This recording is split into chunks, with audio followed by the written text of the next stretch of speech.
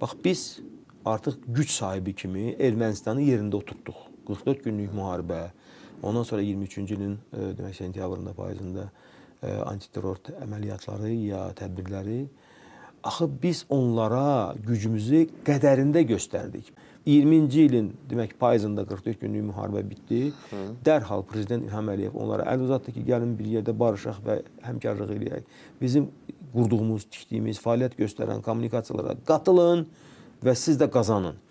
Neynədilər? Yenidən başladılar kimlərsə sövdələşməyə, kimlərlənsə. Yəni biz güclü Azərbaycanın onlara centilmen sayağı, sonra alicənab münasibətini dəyərləndirmədilər.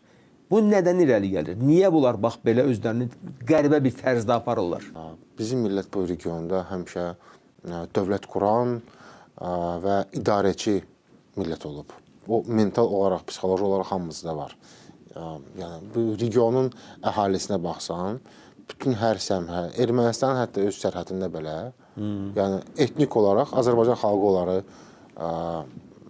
əhatə edir. İstəyir Türkiyəsində, istəyir İranında, istəyir Gürcüstanında, istəyir Azərbaycan. Yəni region olaraq Azərbaycan xalqıdır. Əlbəttə. Yəni bütün ölkələrin hamısının belə deyək də sərhəd bölgələrində Azərbaycanlılar yaşayır. Əlbəttə. Ona görə etnik və mental olaraq biz bu regionun ağası olaraq özümüzü həmişə qəbul edirik. Ona görə kiməsə Titullu xalqı. Titullu xalqı. Ona görə kiməsə gedib ağız açmaq, yalvarmaq, ağlamaq bu bizim millətimizə xas olan bir şey deyil. O ki qaldı ermənilərin niyə onlar düz qərara gələ bilmədilər 20-ci ildən sonra? Axı himayədarlar heç yerə getməyib. Mədə?